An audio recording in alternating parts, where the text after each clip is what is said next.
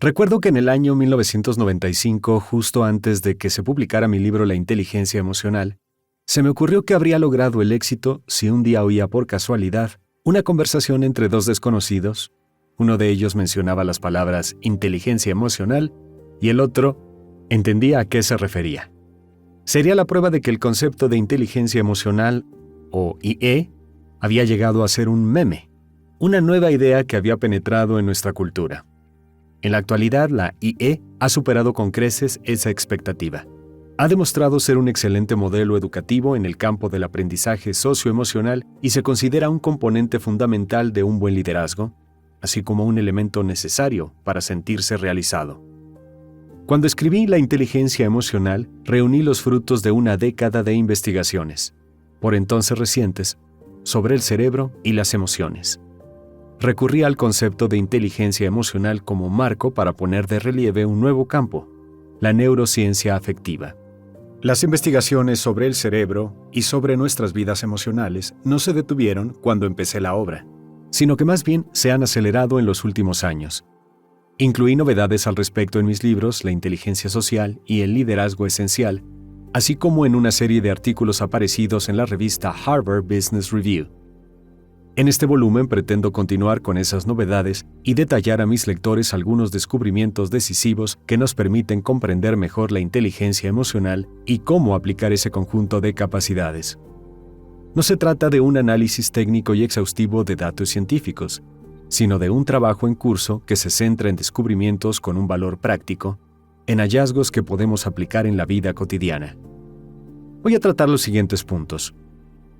La gran pregunta que se plantea, en particular en círculos académicos, ¿existe una entidad denominada inteligencia emocional distinta del coeficiente intelectual? El radar ético del cerebro. La dinámica cerebral de la creatividad. Los circuitos mentales del impulso, la perseverancia y la motivación. Los estados cerebrales que fomentan el rendimiento óptimo y cómo desarrollarlos. El cerebro social, con penetración, resonancia y química interpersonal. El cerebro 2.0, nuestro cerebro en Internet. Los tipos de empatía y las principales diferencias entre hombres y mujeres. El lado oscuro, la sociopatía laboral. Lecciones cerebrales para el coaching y para desarrollar las capacidades de la inteligencia emocional. Existen 3 modelos dominantes de IE, cada uno de ellos asociado a una serie de ensayos y mediciones. Uno es obra de Peter Salovey y John Mayer, que fueron quienes plantearon por primera vez el concepto en un artículo de 1990 que abriría muchos caminos. Otro es el de Reuven Bar-On, que ha trabajado mucho en el fomento de la investigación en este ámbito. El tercero es el mío, que se desarrolla con la máxima amplitud en el liderazgo esencial. El libro que escribí con mis colegas Annie McKee y Richard Boyatzis. En la actualidad hay varios modelos más de IE y se preparan otros, lo cual es síntoma de la vitalidad de este campo. La inteligencia emocional, modelo de Goleman. La mayoría de los elementos de todos los modelos de inteligencia emocional encajan en 4 esferas genéricas: la autoconciencia, la autogestión, la conciencia social y la gestión de las relaciones. ¿La inteligencia emocional conforma un conjunto diferenciado de capacidades? He aquí la gran cuestión. ¿Es distinta la inteligencia emocional del coeficiente intelectual? Cuando acababa de empezar los estudios universitarios, tuve un primer presentimiento de que quizás el coeficiente intelectual no explicaba por sí solo todo el éxito laboral. Había un compañero cuya habitación estaba cerca de la mía en la residencia, que había sacado unas notas magníficas en las pruebas de acceso, así como en los exámenes de las 5 asignaturas preuniversitarias que había cursado antes de acabar la secundaria. Desde el punto de vista académico era un portento, pero le fallaba algo. No tenía la más mínima motivación. No aparecía por clase. Se levantaba a las 12 y nunca acababa con los trabajos. Tardó 8 años en sacarse la carrera y hoy es consultor autónomo. No es ninguna figura, no dirige ninguna gran empresa. No es un líder destacado. Ahora me doy cuenta de que le faltaban recursos básicos de la inteligencia emocional, en particular el autodominio. Howard Gardner, amigo de la época en que estudiábamos medicina, abrió el debate sobre los distintos tipos de inteligencia más allá del coeficiente intelectual en un libro escrito ya en los años 80. Su argumento era que para que una inteligencia se reconociera como un conjunto diferenciado de capacidades, tenía que existir un conjunto subyacente y exclusivo de zonas cerebrales que la gobernara y regulara. En la actualidad, los investigadores cerebrales han identificado circuitos diferenciados para la inteligencia emocional en un estudio de otro viejo amigo, Reuven Bar-On. Casualmente, cuando iba a cuarto de primaria, su madre me daba clases de religión los domingos, que ha supuesto todo un punto de referencia. Bar-On trabajó con uno de los mejores equipos de investigación cerebral, dirigido por Antonio Damasio en la Facultad de Medicina de la Universidad de Iowa. Utilizaron el método estrella de la neuropsicología para identificar las zonas del cerebro relacionadas con conductas y funciones mentales concretas. Los estudios de lesiones, es decir, analizaron a pacientes con daños en zonas claramente definidas del cerebro y establecieron una correlación entre la ubicación de la lesión y las capacidades que, por su causa, habían quedado mermadas o habían desaparecido. A partir de esa metodología, ampliamente probada en neurología, Bar-On y sus colaboradores dieron con varias zonas cerebrales determinantes para las competencias de la inteligencia emocional y social. El estudio de Bar-On es una de las pruebas más convincentes de que la inteligencia emocional reside en áreas del cerebro distintas a las del coeficiente intelectual.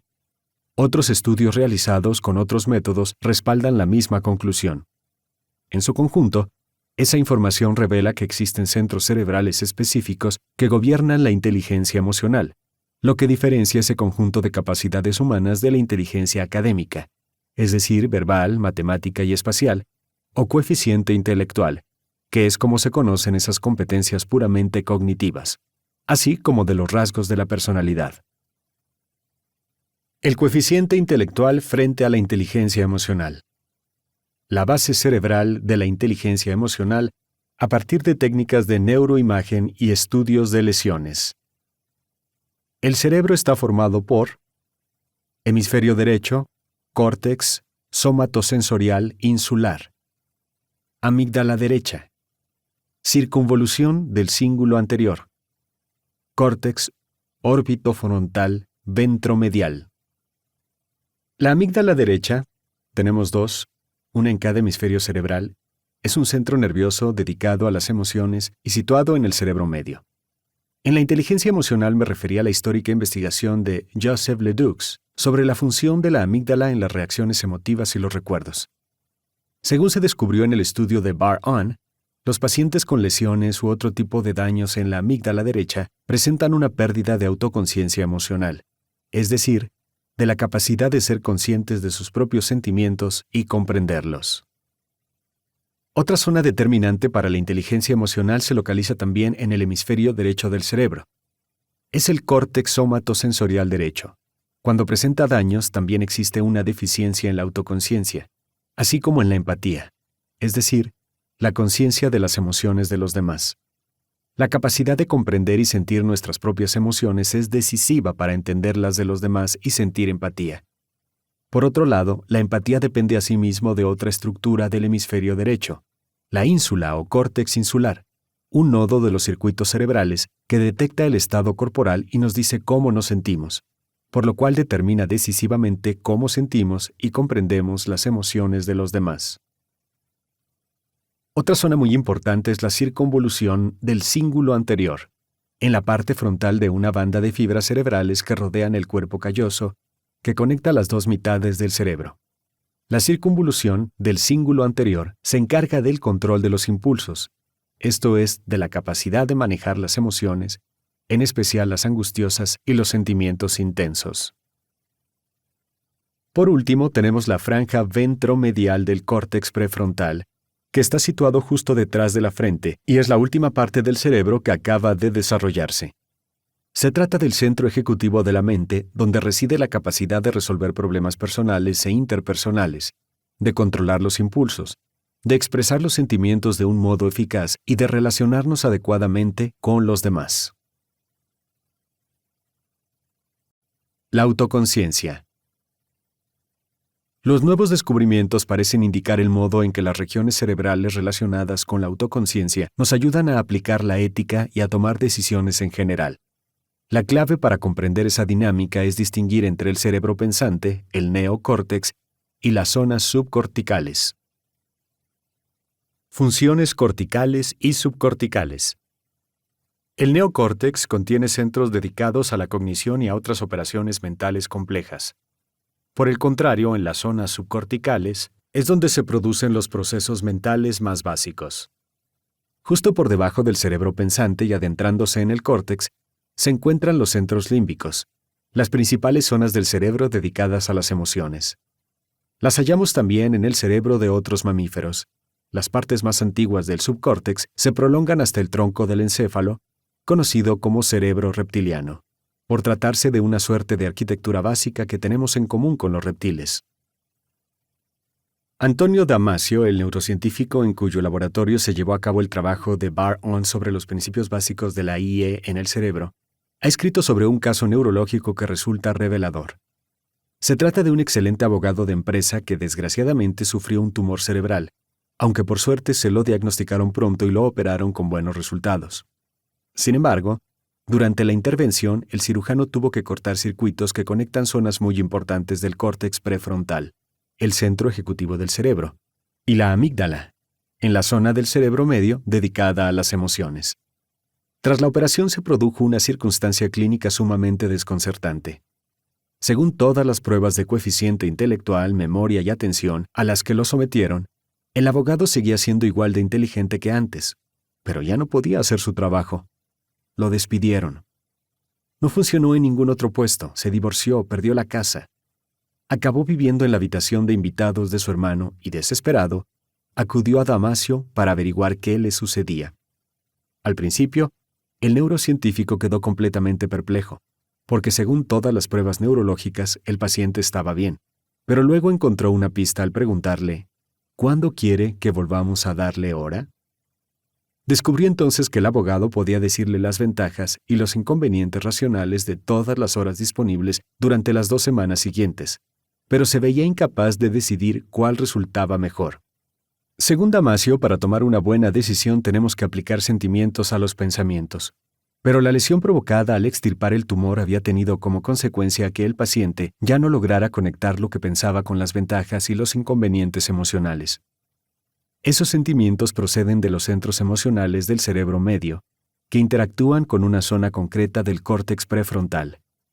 Cuando pensamos algo, esos centros cerebrales lo evalúan de inmediato, de modo positivo o negativo.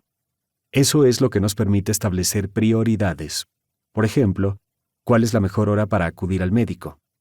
Si no contamos con ese factor, no sabemos qué sentir sobre lo que pensamos y no podemos tomar buenas decisiones.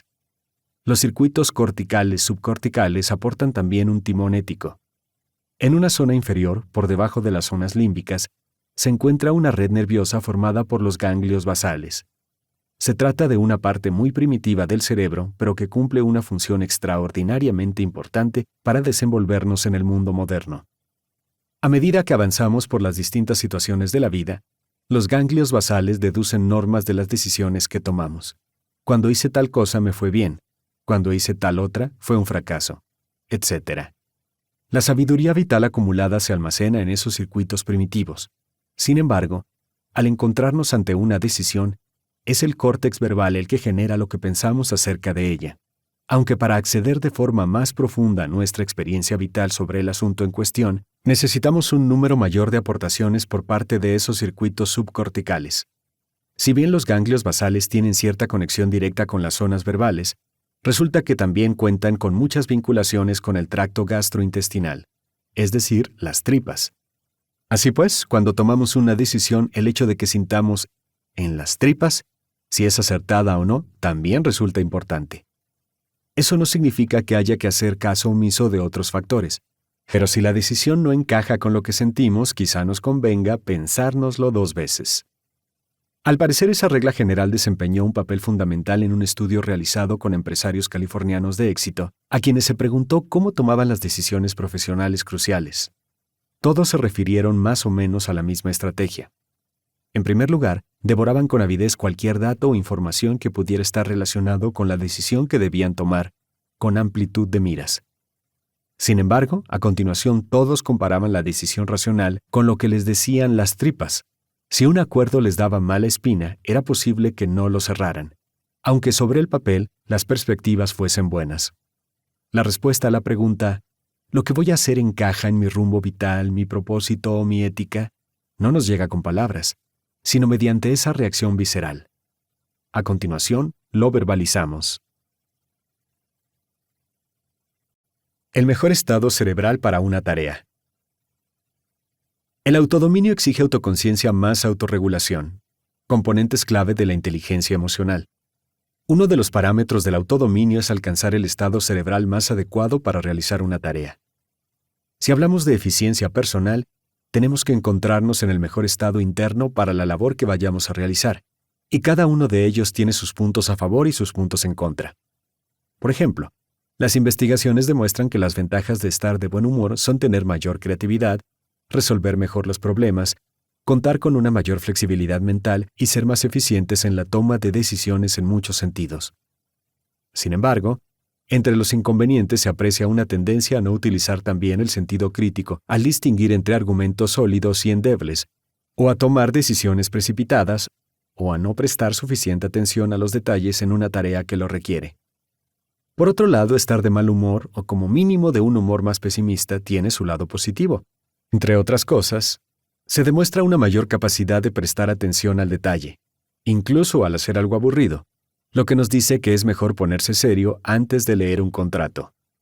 De mal humor nos mostramos más escépticos, de forma que, por ejemplo, es menos probable que nos limitemos a confiar en las opiniones de expertos, y seguramente haremos preguntas perspicaces y sacaremos conclusiones propias. Una teoría sobre la utilidad de la rabia dice que moviliza energía y hace que se centre la atención en eliminar obstáculos que nos impiden alcanzar un objetivo, lo cual puede estimular, por ejemplo, el impulso de derrotar en la siguiente ronda a un competidor ante el que acabamos de perder. Da igual que se trate de un equipo escolar o de otra empresa. El principal inconveniente de estar de mal humor es, por descontado, que resulta molesto tanto para nosotros como para quienes nos rodean. Pero existen otros perjuicios más sutiles. En el nivel cognitivo somos más pesimistas y, por ello, es más probable que tiremos la toalla cuando las cosas se tuerzan. El mal humor nos predispone en contra de lo que estemos planteándonos y, por consiguiente, nuestros juicios se desvían hacia la negatividad. Además, como nuestra compañía no resulta agradable, podemos afectar de forma negativa la armonía de un equipo. Basta un individuo contrariado para reducir la eficiencia de todo el grupo. Existe además un factor tal vez sorprendente para determinar cuál es el mejor estado cerebral para realizar una tarea: la creatividad. El cerebro creativo. El hemisferio derecho es bueno y el izquierdo malo. Esa teoría sobre la relación entre la creatividad de los hemisferios derecho e izquierdo del cerebro se remonta a los años 70 y es un ejemplo muy anticuado de neuromitología. La nueva concepción de los dos hemisferios es más precisa con respecto a la topografía cerebral. Al comparar el izquierdo con el derecho, ¿nos referimos al izquierdo anterior, medio o posterior? Ahora sabemos que la creatividad no solo tiene que ver con lo que está a la derecha o a la izquierda, sino también con lo que está arriba o abajo, con todo el cerebro, en suma. Llegado a este punto, resulta importante comprender una diferencia estructural entre el hemisferio derecho y el izquierdo. El primero presenta más conexiones nerviosas tanto consigo mismo como con todo el resto del cerebro. Asimismo, tiene fuertes vinculaciones con centros emocionales como la amígdala y las regiones subcorticales de toda la parte inferior del cerebro. El lado izquierdo cuenta con muchas menos conexiones, tanto consigo mismo como con el resto del cerebro. Está formado por columnas claramente superpuestas que permiten una nítida diferenciación de las distintas funciones mentales, que sin embargo no pueden integrarse demasiado. En contraste, estructuralmente el derecho está más mezclado. El cerebro creativo no es solo el hemisferio derecho. Cuando el estado cerebral creativo accede a una amplia red de conexiones, todo participa: la parte izquierda y la derecha, la superior y la inferior. Creatividad e innovación. El hemisferio derecho presenta ramas más largas que establecen más conexiones con otras partes del cerebro que las del izquierdo. En un destello de inspiración creativa surge un nuevo circuito de conectividad. Vamos a ver cómo se refleja eso en la idea que suele tenerse de la creatividad. Puede que haya oído usted hablar de un modelo clásico de la creatividad con 4 fases, que tiene más de un siglo de antigüedad. Es el siguiente. En primer lugar, uno define el marco del problema. Mucha gente asegura que uno de los rasgos de un genio en un campo concreto es que logra ver problemas y obstáculos y hace preguntas que nadie más ve o plantea. Así pues, lo primero es encontrar y definir el problema creativo. En segundo lugar, hay que sumergirse en el asunto, escarbar a fondo. Reunir ideas, datos, información, todo lo que pueda ayudar a dar con una solución creativa. La tercera fase no resulta muy intuitiva para algunos. Consiste en dejarse ir, en relajarse sin más. Las mejores ideas se tienen en la ducha, de paseo, de vacaciones. En este caso, el autodominio consiste en saber cuándo relajarse y cómo conseguirlo. La cuarta y última etapa es la ejecución. Por descontado, muchas grandes ideas fracasan en este momento porque no se aplican adecuadamente. Este modelo es acertado hasta cierto punto, pero la vida no es tan sencilla. He comprobado que gente con una profesión que exige un flujo constante de inspiración mantiene una relación con la creatividad más compleja de lo que puede indicar ese esquema de 4 fases tan bien estructurado. Por ejemplo, George Lucas asegura que cuando tiene que redactar o repasar un guión, se va a una cabaña que tiene en el jardín y se pone a escribir sin más. ¿Alguna vez se queda ensimismado y espera que le llegue la inspiración? No, me respondió a esta pregunta. Tengo que seguir trabajando constantemente.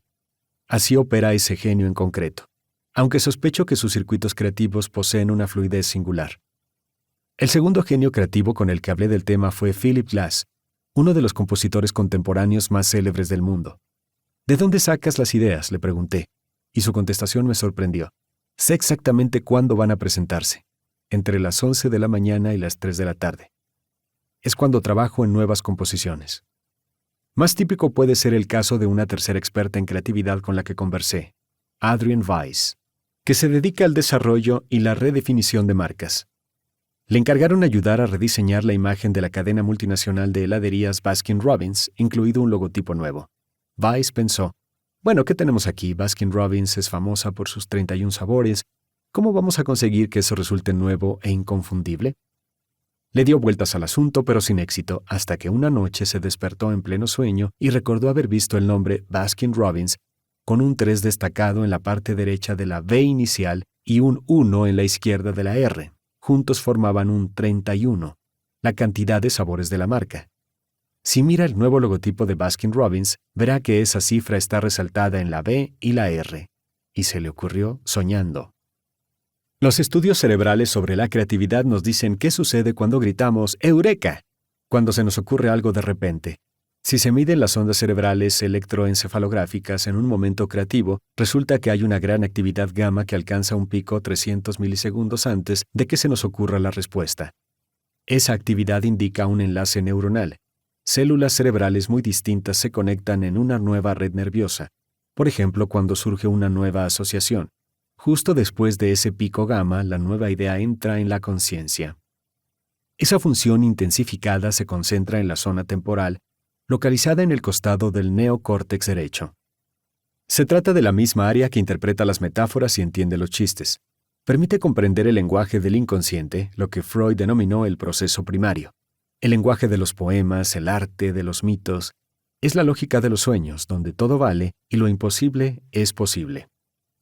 El pico gamma revela que el cerebro ha tenido una idea.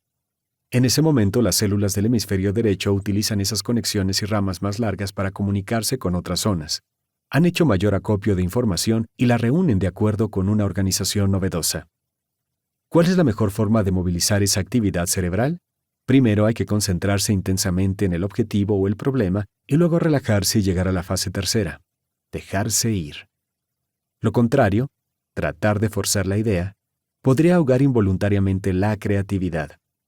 Si le damos vueltas y más vueltas, quizá nos pongamos más tensos y no se nos ocurran otras formas innovadoras de ver las cosas, y mucho menos una idea verdaderamente creativa. Así pues, para pasar a la siguiente fase hay que dejarse ir sin más. A diferencia de la intensa concentración que se alcanza cuando se forcejea con un problema, esa tercera etapa se caracteriza por un elevado ritmo alfa, lo que indica relajación mental, un estado de apertura, de ensoñación y de deriva, en el que estamos más receptivos a las nuevas ideas. Así se prepara el terreno para las conexiones novedosas que se producen durante el pico gamma. Esos momentos de ideas creativas inesperadas parecen presentarse por generación espontánea, pero podemos suponer que se ha producido el mismo proceso. La persona se ha concentrado en mayor o menor medida en determinado problema y luego, mientras descansaba, los circuitos neuronales han establecido otras asociaciones y conexiones. Incluso cuando las ideas parecen surgir solas, puede que el cerebro esté pasando por las 3 fases clásicas. Por otro lado, tengo la impresión de que dividir este proceso en 3 o 4 etapas es en el fondo una ilusión útil. El espíritu creativo es mucho más irreflexivo. Considero que la principal actividad neuronal se divide entre concentrarse intensamente en el problema y relajarse. Luego, cuando llega la idea brillante, casi con seguridad, el cerebro ha pasado por ese elevado pico de actividad gamma que se constató en el laboratorio. ¿Es posible aumentar las posibilidades de que se produzca el pico gamma? Por lo general se presenta de forma caprichosa, no puede forzarse. Sin embargo, el estado mental sí puede prepararse o inducirse. Tenemos que definir bien el problema y luego sumirnos en él. A continuación nos dejamos ir, nos olvidamos de todo. Es durante ese periodo cuando existen más posibilidades de que se produzca el pico gamma, junto con el momento en que exclamamos ¡Eureka!, cuando se enciende la bombilla encima de la cabeza de un personaje de historieta. Existe un marcador físico que sentimos en ocasiones durante un pico gamma: placer. Ese eureka nos llena de alegría.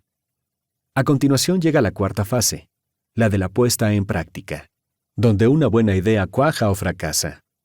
Recuerdo una conversación con el director de un gigantesco laboratorio de investigación en el que trabajaban 4,000 científicos e ingenieros. Tenemos una norma sobre la creatividad. Si alguien presenta una idea novedosa, me contó, la persona que intervenga a continuación, en lugar de echarla por tierra de inmediato, algo que sucede con demasiada frecuencia en el mundo laboral, debe ser una especie de abogado de un ángel y decir, es buena idea por tal motivo. Las ideas creativas son como un capullo delicado. Hay que mimarlas para que florezcan. El autodominio. Los 2/4 del modelo genérico de la inteligencia emocional hacen referencia a la relación que tenemos con nosotros mismos. Son la autoconciencia y la autogestión. Se trata de los principios básicos del autodominio, la conciencia y gestión de nuestros estados internos.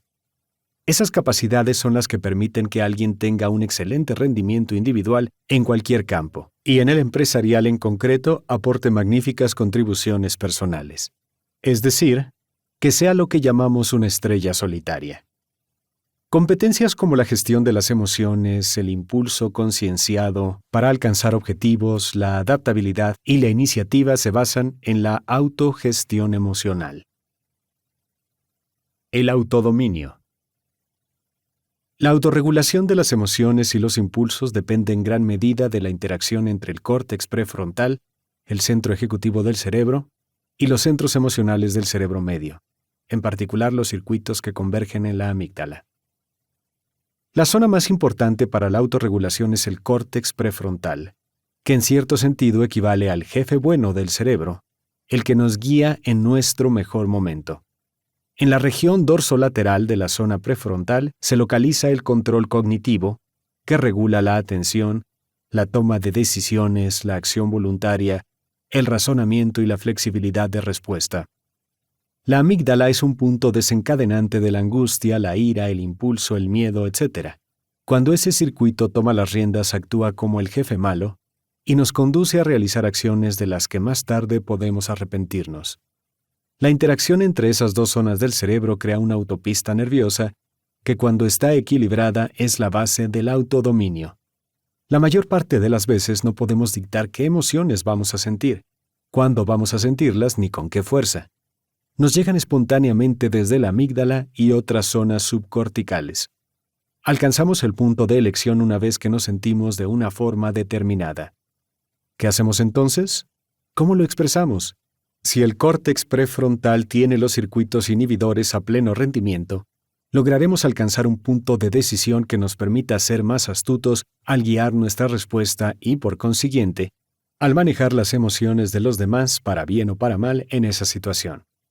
Desde una perspectiva nerviosa, esa es la esencia de la autorregulación. La amígdala es el radar que detecta los peligros.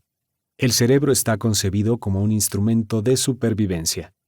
En su esquema de funcionamiento, la amígdala ocupa una posición privilegiada. Si detecta una amenaza, en un instante puede tomar el mando del resto del cerebro, en especial del córtex prefrontal, y sufrimos lo que se conoce como secuestro amigdalar. El secuestro apresa nuestra atención y la dirige hacia el peligro en cuestión. Si estamos en el trabajo, al sufrirlo no podemos concentrarnos en nuestro cometido, solo pensar en lo que nos agobia. La memoria también deja de funcionar con normalidad y recordamos con más facilidad lo que tiene que ver con la amenaza y no tenemos tan claro lo demás. Durante un secuestro amigdalar somos incapaces de aprender y nos apoyamos en hábitos archisabidos, conductas que hemos aplicado una y otra vez. No podemos innovar ni ser flexibles. Las neuroimágenes captadas cuando alguien está muy alterado muestran que la amígdala derecha en particular se encuentra extraordinariamente activa, así como el córtex prefrontal derecho. La amígdala ha apresado esa zona prefrontal y la gobierna para afrontar el peligro que se ha percibido. Cuando se activa ese sistema de alarma, sufrimos la clásica respuesta de lucha, huida o paralización, que desde un punto de vista cerebral significa que la amígdala ha puesto en funcionamiento el eje hipotalámico hipofisario suprarrenal y el cuerpo sufre una descarga de hormonas del estrés, sobre todo cortisol y adrenalina. Ese mecanismo presenta un grave problema. La amígdala se equivoca con frecuencia, ya que, aunque recibe información en una única neurona del ojo y el oído sobre lo que vemos y oímos, a gran velocidad en términos cerebrales, solo le llega una pequeña fracción de las señales que recogen esos órganos. La inmensa mayoría se dirige a otras partes del cerebro que tardan más en analizar la información y hacen una lectura más precisa. En cambio, la amígdala se queda con una impresión poco rigurosa y debe reaccionar de inmediato. Comete errores a menudo, en especial en la vida moderna, donde los peligros son simbólicos y no amenazas físicas. Y por ello reaccionamos de forma exagerada, aunque luego nos arrepintamos. Estos son los 5 detonantes de la amígdala más importantes en el entorno laboral.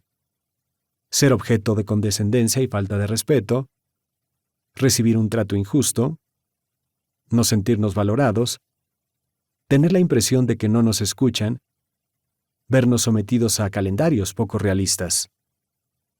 En un clima económico con gran incertidumbre, el miedo campa a sus anchas. La gente teme quedarse sin trabajo, que peligre la seguridad económica de su familia y los demás problemas que comporta una crisis. Y la ansiedad secuestra a los trabajadores que deben hacer más con menos. Así, en ese tipo de circunstancias, hay muchas personas que funcionan a diario en un estado que equivale a un secuestro amigdalar leve pero crónico. ¿Cómo podemos reducir al mínimo los secuestros? En primer lugar, debemos prestar atención. Si no nos damos cuenta de que estamos sufriendo un secuestro amigdalar y dejamos que nos arrastre, no tenemos posibilidades de recuperar el equilibrio emocional y el dominio prefrontal izquierdo hasta que se haya completado el ciclo. Es mejor ser consciente de lo que sucede y desconectar. Para concluir o cortocircuitar un secuestro, tenemos que empezar por observar lo que sucede en nuestra mente y decirnos: la verdad es que estoy exagerando, he perdido los nervios, estoy a punto de perder los nervios. Es mucho mejor detectar sensaciones conocidas que nos indican el inicio de un secuestro, como un cosquilleo en el estómago o cualquier otro indicio que pueda revelar que estamos a punto de sufrirlo. Cuanto menos haya avanzado el ciclo, más fácil será cortocircuitarlo. Lo mejor es atajarlo cuando está a punto de empezar. ¿Qué podemos hacer si nos vemos atrapados por un secuestro amigdalar? Lo primero es darnos cuenta de lo que sucede. Los secuestros pueden durar segundos, minutos, horas, días o semanas. A algunos, si se han acostumbrado a vivir de mal humor o con miedo, puede parecerles su estado normal. De ahí surgen problemas clínicos como trastornos de ansiedad o depresión, o el trastorno de estrés postraumático, una penosa enfermedad de la amígdala provocada por una experiencia traumática que supone que ese centro nervioso entre un estado explosivo de secuestro instantáneo y profundo. Hay muchas formas de salir de un secuestro amigdalar, si logramos darnos cuenta de que lo sufrimos y tenemos intención de calmarnos. Una es un planteamiento cognitivo, el autoconvencimiento. Tenemos que razonar con nosotros mismos y poner en tela de juicio lo que nos decimos en pleno secuestro. Ese individuo no es siempre un hijo de mala madre. Recuerdo casos en los que en realidad fue muy considerado e incluso amable y quizá debería darle otra oportunidad. O podemos recurrir a la empatía y ponernos en el lugar del otro, lo cual quizá funcione en los casos muy habituales, en que el detonante del secuestro haya sido algo que nos ha hecho o dicho alguien. Podemos tener un pensamiento empático. Quizá me ha tratado así porque sufre mucha presión. Aparte de esas intervenciones cognitivas, existen otras biológicas. Podemos recurrir a un método como la meditación o la relajación para calmar el cuerpo. Sin embargo, las técnicas de relajación o meditación funcionan mejor durante un secuestro si se han practicado con regularidad, preferiblemente a diario.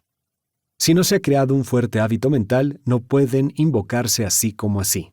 Lo importante es recordar que estar bien acostumbrados a calmar el cuerpo con un método que hayamos practicado mucho puede ser decisivo cuando suframos un secuestro y tengamos necesidad de aplicarlo. La gestión del estrés. Mi peor experiencia laboral se produjo justo después de una fusión empresarial, cuando desaparecía gente a diario y nos llegaban circulares con mentiras sobre lo sucedido, me contó una amiga en una ocasión. Nadie era capaz de concentrarse en el trabajo. Hoy en día lo que para ella fue un episodio puntual se ha convertido en una realidad crónica en muchos trabajos. Dejando a un lado los altibajos económicos, la vida laboral está repleta de momentos dramáticos, debido a órdenes imposibles que llegan de la sede central. Gente irrazonable que ocupa cargos directivos, compañeros de trabajo desagradables y un largo etcétera. ¿Cómo gestionar ese estrés constante que puede convertirse incluso en auténtica angustia? Una estrategia para manejar nuestras reacciones ante complicaciones y reveses se sirve de otra dinámica entre la zona prefrontal y los circuitos de la amígdala. El gestor del estrés. En el córtex prefrontal existen circuitos que pueden inhibir los impulsos de la amígdala y ayudarnos a mantener el equilibrio emocional. La zona prefrontal izquierda presenta asimismo circuitos activos en estados positivos como el entusiasmo, la energía y la colaboración. El director del Laboratorio de Neurociencia Afectiva de la Universidad de Wisconsin, Richard Davison, ha llevado a cabo investigaciones muy importantes sobre las zonas prefrontales izquierda y derecha. Su equipo ha descubierto que cuando nos hallamos en pleno secuestro amigdalar o sometidos a emociones angustiosas, se detectan niveles de actividad relativamente altos en el córtex prefrontal derecho. Pero cuando nos sentimos muy bien, entusiasmados, llenos de energía, capaces de hacer cualquier cosa, se moviliza la zona prefrontal izquierda. En el laboratorio de Davison, se ha visto que todos tenemos un índice de actividad prefrontal izquierda, actividad prefrontal derecha, en parte en reposo cuando no hacemos nada en concreto, que predice con precisión nuestra gama de humores cotidiana. Ese índice izquierda-derecha revela nuestro punto de ajuste emocional.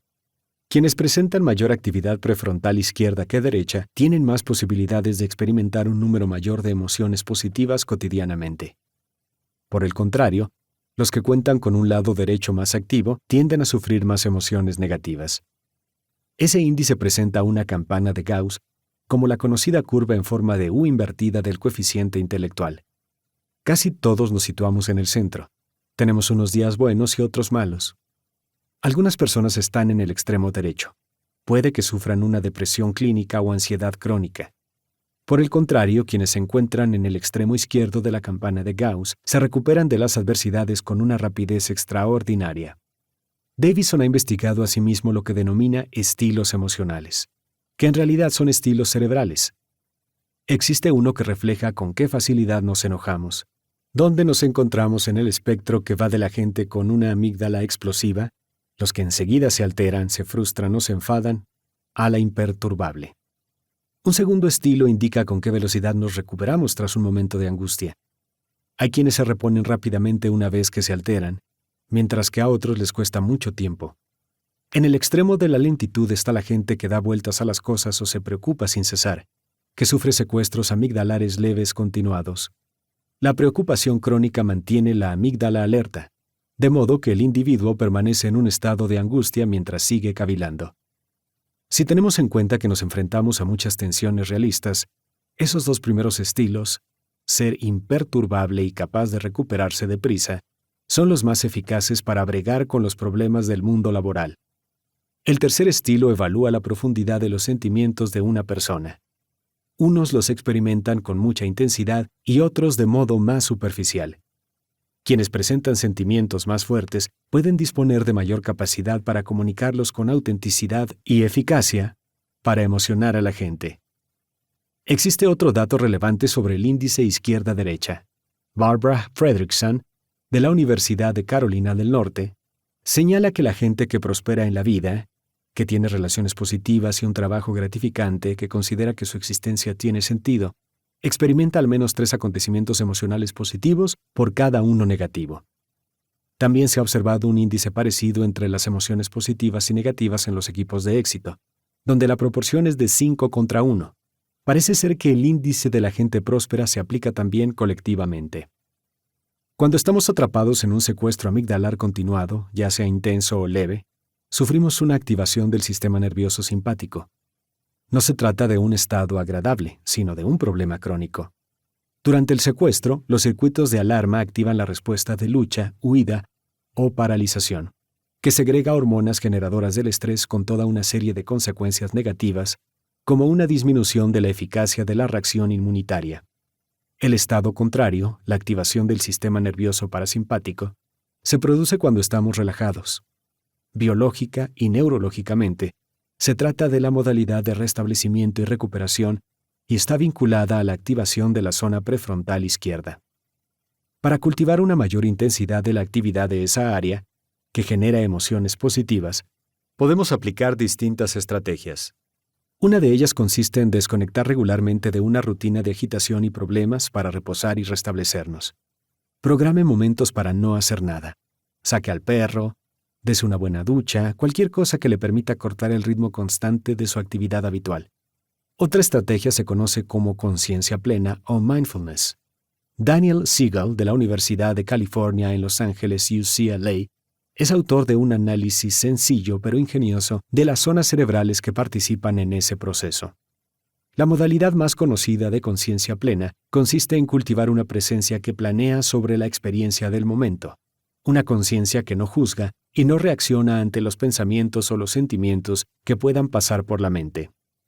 Es un método muy eficaz para relajarse y entrar en un estado de tranquilidad y equilibrio.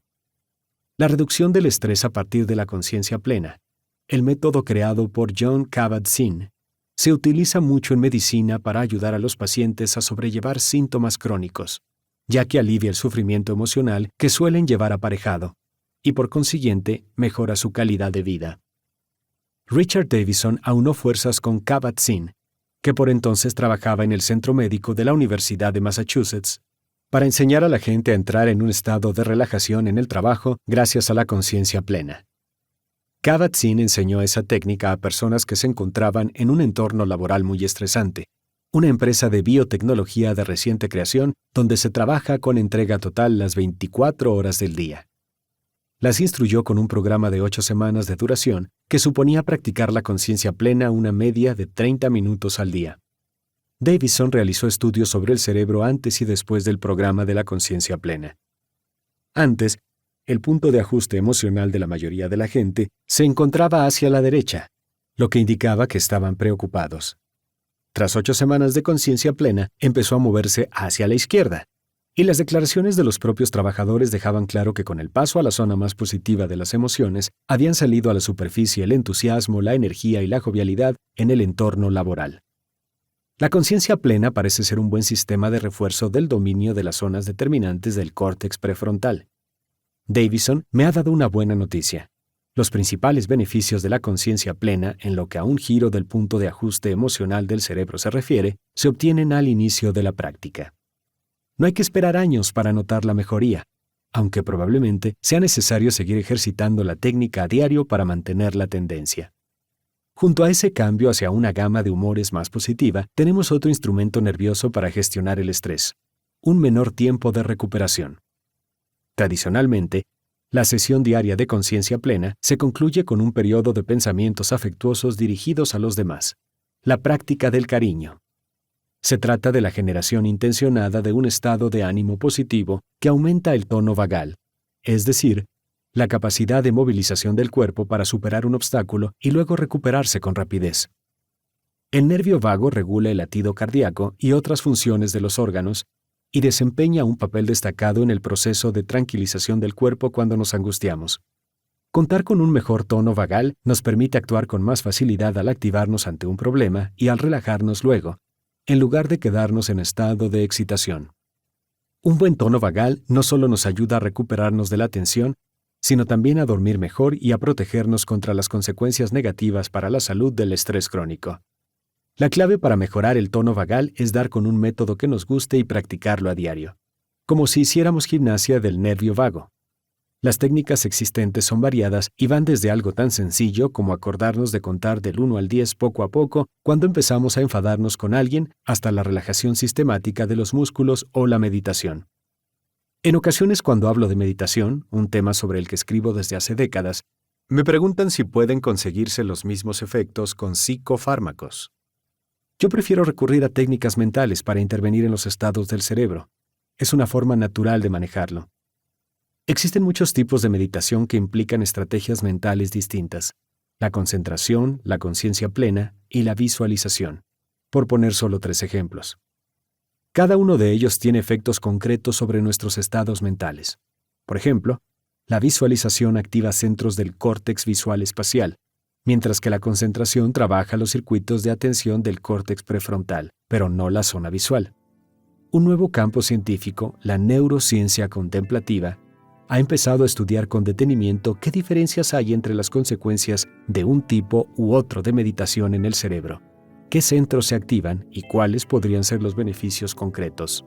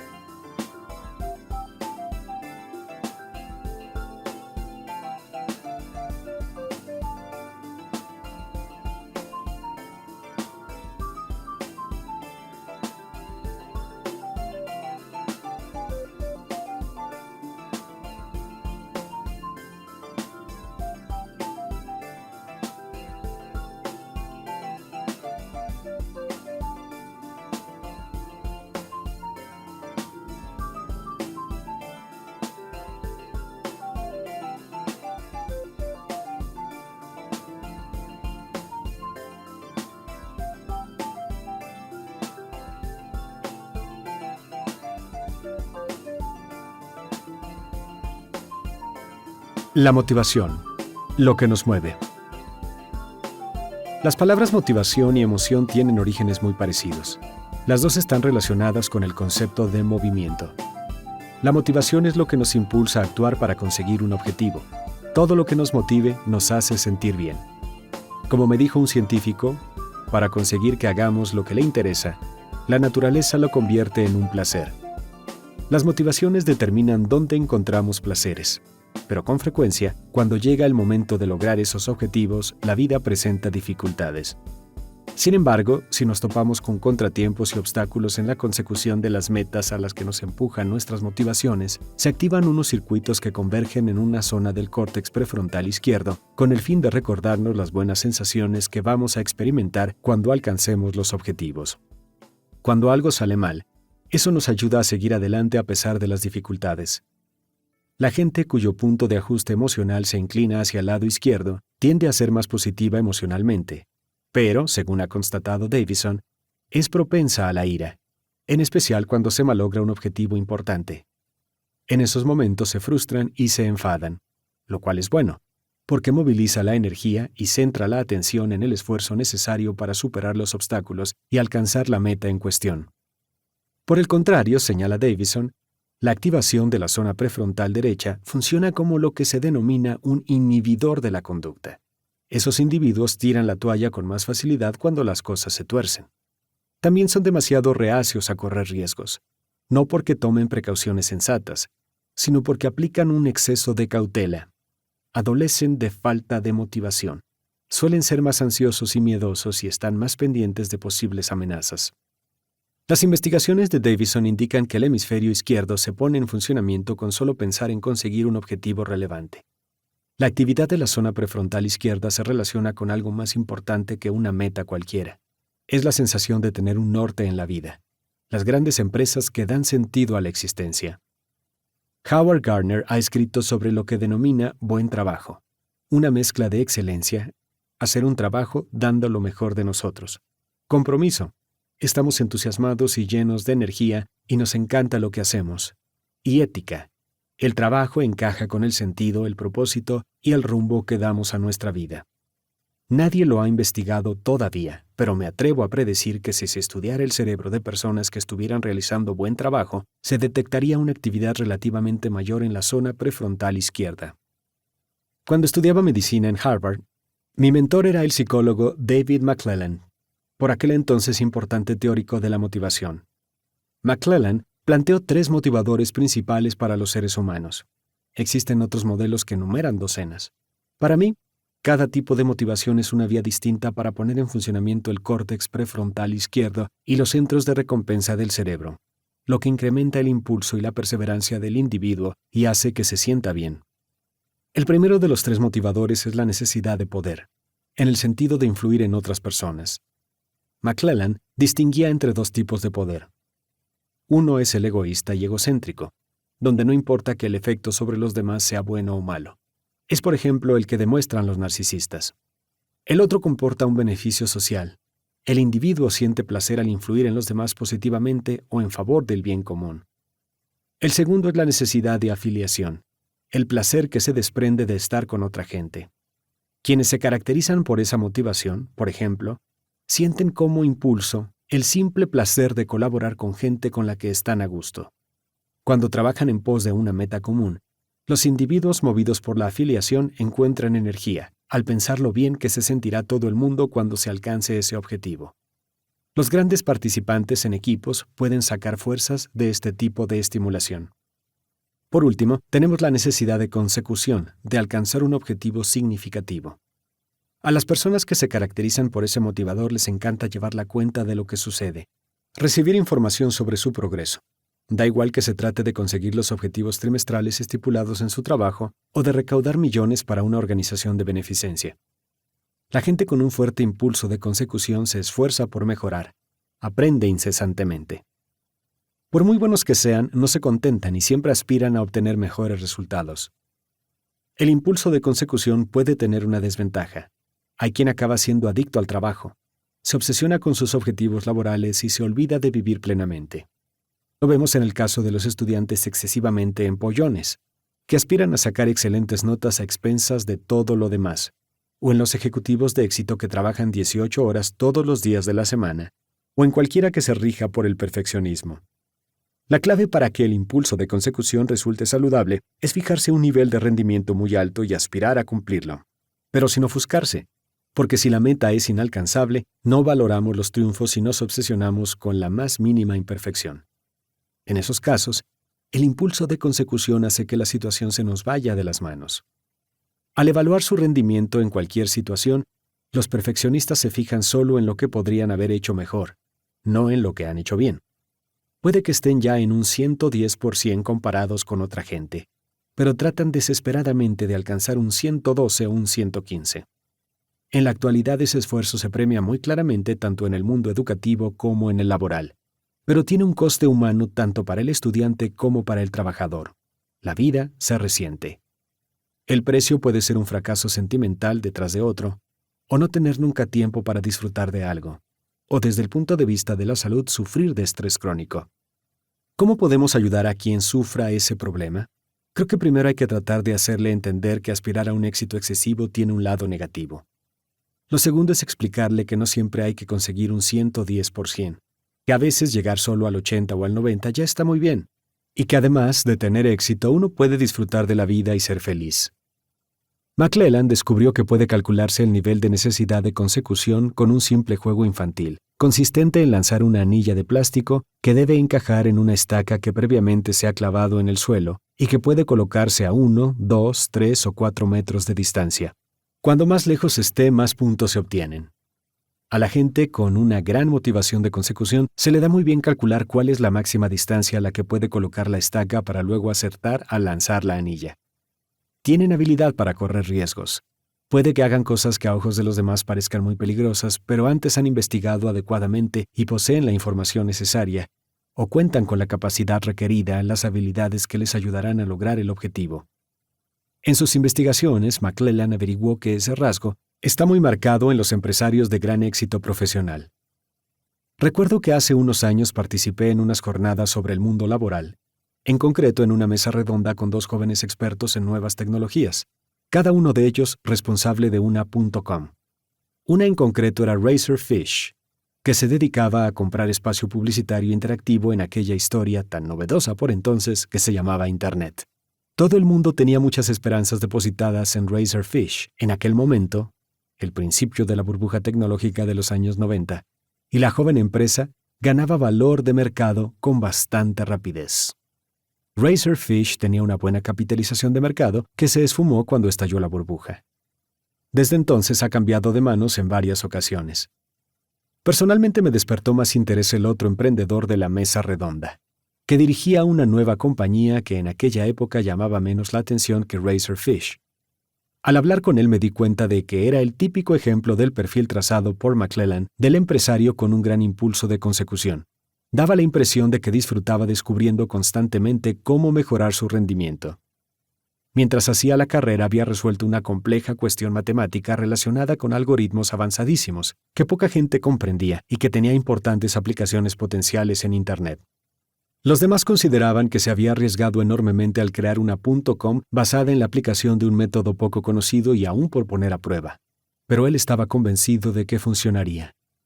Se había preparado a conciencia. Poca gente había oído hablar de su empresa por aquel entonces, y si yo la recordé fue porque tenía un nombre curioso. Se llamaba Google. Él era Sergey Brin. El rendimiento óptimo. Hace aproximadamente un siglo que la psicología está al tanto de la relación entre estrés y rendimiento. Se conoce como la ley de Yerkes-Dodson, aunque los psicólogos Yerkes y Dodson no podían saberlo hace 100 años.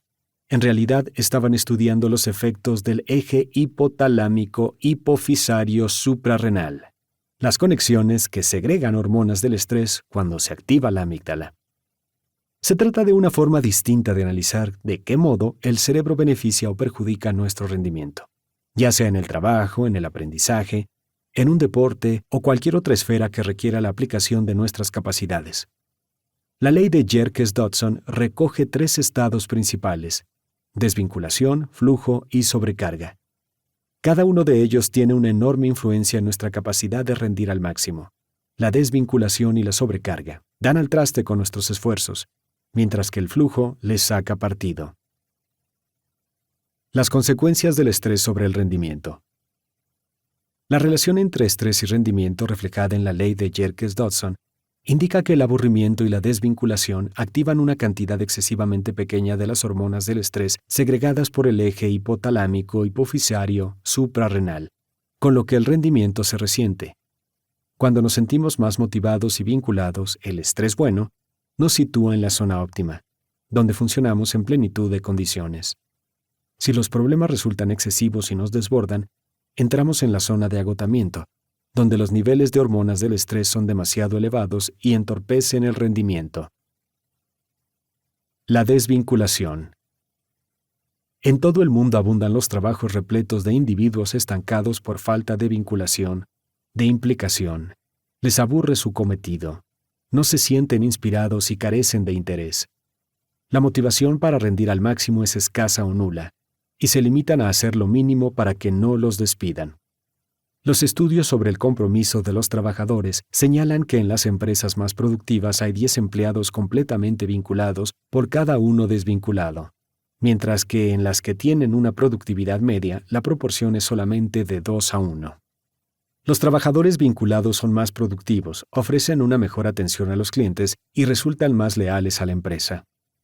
Al pasar del aburrimiento a la zona óptima del arco de rendimiento, el cerebro segrega cada vez mayor cantidad de hormonas del estrés y entramos en la franja del estrés bueno, donde se reactiva el rendimiento. Los retos, por ejemplo, estar motivado para alcanzar un objetivo, tener que demostrar de qué somos capaces o trabajar a toda máquina en equipo para llegar a tiempo a una entrega, hacen que centremos la atención y nos llevan a dar lo mejor de nosotros mismos. El estrés bueno suscita la vinculación, el entusiasmo y la motivación, y moviliza la cantidad adecuada de las hormonas del estrés, cortisol y adrenalina, junto con otras sustancias beneficiosas que segrega el cerebro, como la dopamina, para hacer el trabajo con eficiencia. Tanto el cortisol como la adrenalina tienen efectos protectores y perjudiciales, pero el estrés bueno activa sus beneficios. La sobrecarga. Sin embargo, cuando las exigencias son tantas que no podemos gestionarlas, cuando la presión nos desborda, cuando tenemos demasiado que hacer y nos falta tiempo o apoyo, entramos en la zona del estrés malo. Un poco más allá de la zona óptima, en lo alto del arco de rendimiento, hay un punto de inflexión donde el cerebro produce demasiadas hormonas del estrés, que empiezan a afectar nuestra capacidad de trabajar bien, de innovar, de escuchar y de hacer planes de un modo eficaz. Los costes del estrés crónico van mucho más allá del rendimiento. En esa zona, lo que técnicamente se denomina carga alostática, provoca que prevalezcan los efectos perjudiciales de las hormonas del estrés. Unos niveles excesivos de esas secreciones durante un periodo demasiado prolongado alteran la función neuroendocrina y provocan desequilibrios de los sistemas inmunitario y nervioso, de modo que somos más propensos a sufrir enfermedades y nos cuesta pensar con claridad. El ritmo circadiano se trastorna y dormimos mal. Mucho antes de haber oído hablar del eje hipotalámico hipofisario suprarrenal, cuando me preparaba para doctorarme, investigué ese tema en mi tesis. Medí la fisiología de determinadas personas, controlando la respuesta del ritmo cardíaco y la sudoración, mientras veían una película realizada para inspirar a los trabajadores de la industria maderera a utilizar los dispositivos de protección. En las imágenes se veían 3 accidentes, todos ellos provocados por no emplear un mecanismo de seguridad. En el primero aparecía Mac, que metía un trozo gigantesco de contrachapado en una sierra circular con unos dientes muy afilados que causaban impresión. No había colocado la protección. Dirigía el pulgar hacia la sierra, pero como estaba charlando con su amigo George, no se daba cuenta. A medida que el dedo se acercaba a la sierra, aumentaba la aprensión, como pude comprobar a partir de la respuesta del ritmo cardíaco y la sudoración de los espectadores de la película. Se sabía exactamente en qué momento llegaba el pulgar a la sierra con solo mirar la gráfica de los individuos, cuya amígdala funcionaba a toda máquina. Una vez pasado el accidente, el ritmo cardíaco y la sudoración se serenaban, ya que la gente comenzaba a reponerse, pero entonces empezaba a prepararse el siguiente accidente. Y dado que no se habían recuperado del todo, los espectadores tenían una respuesta aún más pronunciada. Al producirse el tercero, la gráfica se nos quedaba pequeña, literalmente. Por aquel entonces utilizábamos tinta y papel, una especie de polígrafo, y al llegar a ese punto, la aguja se salía de la hoja. Eso mismo nos sucede cuando tenemos un mal día. En nuestro interior se produce esa reacción de estrés en ascenso vertiginoso si nos dormimos porque no suena el despertador y de repente nos damos cuenta de que vamos a llegar tarde a una reunión importante. Luego los niños se portan mal o tenemos un encontronazo con nuestra pareja. Así que salimos de casa de un humor de perros. A continuación el coche se niega a arrancar y las frustraciones se suceden. Y todo eso antes siquiera de haber llegado a la oficina. Las hormonas del estrés van a tope. En ese ejemplo, tenemos problemas continuados, una de las causas más habituales de la carga alostática, que en caso de convertirse en un factor crónico, puede dejarnos más expuestos a las enfermedades. Los científicos han descubierto que tener que afrontar repetidamente toda una serie de hechos estresantes provoca ese resultado. Lo mismo sucede cuando existe una fuente de estrés crónica, por ejemplo, un compañero de trabajo desagradable, a la que nunca nos acostumbramos. Otro motivo es obsesionarnos con lo que nos agobia. Por ejemplo, despertarnos en plena noche y ponernos a darle vueltas, de modo que no conseguimos reducir el nivel de estrés. Los científicos que estudian la activación del eje hipotalámico hipofisario suprarrenal señalan que una de las formas más fiables de estimular la producción de cortisol y adrenalina es una simulación de una entrevista laboral. El experimento consiste en buscar a gente en paro a la que se ofrece una supuesta preparación para aprender a buscar trabajo. Llegan a un laboratorio de psicología donde se miden sus reacciones fisiológicas durante lo que creen que es una práctica de entrevista de trabajo. En realidad, la persona con la que hablan es un cómplice del ensayo que empieza a tener reacciones no verbales negativas, como miradas de indignación, mientras el pobre candidato va hablando y luego pasa a criticarlo abiertamente. Como es lógico, el eje hipotalámico hipofisario suprarrenal se activa inequívocamente. Los directivos y los supervisores deberían ser conscientes de que eso es lo que sucede si al hablar con un trabajador de su rendimiento se centran tan solo en lo que ha hecho mal, y no en cómo puede mejorar y en lo que ha hecho bien. En el nivel máximo de segregación de hormonas del estrés nos abrumamos, lo que entorpece ampliamente nuestra capacidad cognitiva. Por ejemplo, el rendimiento matemático y lingüístico puede disminuir un 50%. Cuando estamos sobrecargados, reaccionamos de forma rígida, inflexible. No podemos adaptarnos a nuevas situaciones. No logramos concentrarnos, nos distraemos con facilidad. Estar siempre abrumado puede dañar el hipocampo, que es determinante para el aprendizaje. Allí es donde los recuerdos recientes, por ejemplo lo que acabamos de oír o leer, pasan de la memoria a corto plazo a la memoria a largo plazo, lo que nos permitirá recordarlos con posterioridad. El hipocampo tiene una enorme cantidad de receptores de cortisol, de modo que nuestra capacidad de aprender es muy vulnerable al estrés. Si en nuestra vida hay un estrés constante, ese torrente de cortisol llega a desconectar las redes neuronales existentes y podemos sufrir graves pérdidas de memoria, según se ha observado en afecciones clínicas como el trastorno de estrés postraumático y la depresión aguda. Investigaciones más recientes han demostrado que los efectos biológicos de tales niveles de estrés malo afectan a la salud en muchos sentidos. Se produce un incremento de grasa abdominal y aumenta la resistencia a la insulina. El cuerpo se vuelve más propenso a la diabetes, las cardiopatías y las obstrucciones arteriales. La eficiencia del sistema inmunitario cae en picado. El cortisol degrada la vaina mielínica, que recubre las vías nerviosas, lo que reduce la transmisión de señales de una zona del cerebro a otra. En resumen, los efectos neurológicos, cognitivos y biológicos de un estrés excesivo son aún peores de lo que se creía.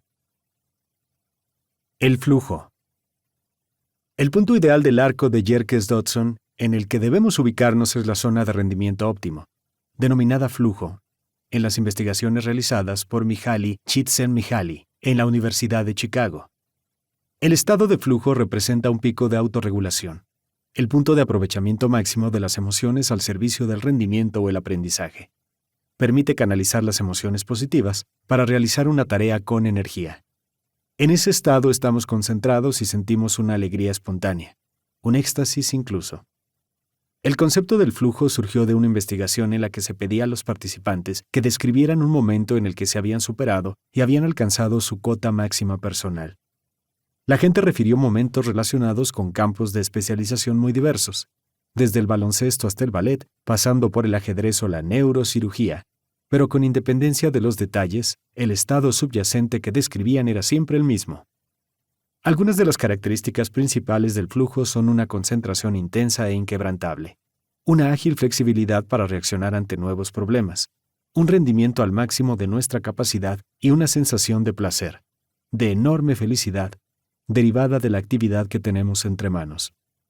Ese último punto nos indica claramente que si se hiciera una exploración cerebral a una persona en pleno estado de flujo, probablemente se apreciaría una notable actividad prefrontal izquierda. Si se hiciera un estudio de la química cerebral, es posible que se encontraran mayores cantidades de los compuestos que estimulan el ánimo y la productividad, como la dopamina. Esa zona de rendimiento óptimo se ha definido como un estado de armonía neuronal, en el que áreas dispares del cerebro se encuentran en sincronía, colaboran. También se ha considerado un estado de máxima eficiencia cognitiva. Alcanzar el flujo nos permite aprovechar al máximo nivel cualquier talento que podamos tener. Por lo general, quienes han llegado a dominar un campo de actividad concreto y se encuentran entre los mejores del mundo han practicado un mínimo de 10.000 horas. Es interesante comprobar que cuando esos individuos ejercitan esas habilidades, sean las que sean, su nivel global de actividad cerebral tiende a disminuir, lo que indica que han acabado por realizar esa actividad específica relativamente sin esfuerzo, incluso en los momentos de mayor rendimiento. Uno de los primeros estudios sobre el tema aseguraba que en el estado de flujo solo trabajan las zonas cerebrales relacionadas con la actividad, lo cual contrasta con lo que le sucede a una persona que se aburre, dado que en este caso se detecta una activación neuronal dispersa y aleatoria, en lugar de una delimitación bien definida de la actividad en las zonas relacionadas con la tarea. En el cerebro de una persona estresada se aprecia mucha actividad en circuitos emocionales irrelevantes para la labor que tiene entre manos, lo que indica que está alterada y nerviosa. Una empresa conseguirá rendir al máximo siempre que sus trabajadores aporten todas sus capacidades en grado sumo. Cuanto más momentos de flujo haya, o sencillamente de permanencia en la zona de vinculación y motivación, mejor. Hay varias vías para llegar a ese estado. Ajustar las demandas para adaptarse a la capacidad de la persona. Si tiene trabajadores a su cargo, trate de medir su nivel óptimo de enfrentamiento con las dificultades. Si no están muy motivados, aumente la dificultad de modo que su trabajo resulte más interesante, por ejemplo, encargándoles algo más difícil de lo habitual. Si están abrumados, reduzca la demanda y muéstreles su respaldo, ya sea emocional o logístico. Practicar las habilidades en cuestión para mejorarlas y poder afrontar un mayor nivel de demanda. Mejorar la capacidad de concentración para poder prestar más atención, ya que la atención es de por sí una vía de acceso a la fase de flujo. Por último, tenemos que darnos cuenta cuando nosotros mismos u otras personas salimos de la zona de estrés positivo y máximo rendimiento, para poder aplicar el remedio adecuado. Hay que prestar atención a varios indicadores. El más evidente es la disminución del rendimiento. No conseguimos hacer la tarea igual de bien, no importa el parámetro que utilicemos para medirlo. Otro es la pérdida de atención, la falta de concentración o el aburrimiento. Y existen pistas más sutiles que pueden detectarse antes de un descenso apreciable del rendimiento. Por ejemplo, si alguien parece despistado en comparación con su forma habitual de hacer las cosas, o responde con mucha rigidez en lugar de tener en consideración las alternativas, o se muestra malhumorado y se inquieta fácilmente, cualquiera de esos síntomas puede indicar que la ansiedad está afectando negativamente su eficiencia cognitiva. Para llegar al flujo es necesario un equilibrio entre las exigencias que plantea una situación y la capacidad de la persona. Muy a menudo lo alcanzamos cuando nos vemos empujados a utilizar nuestras habilidades con todo su potencial. Sin embargo, el punto óptimo varía ampliamente en función de cada persona.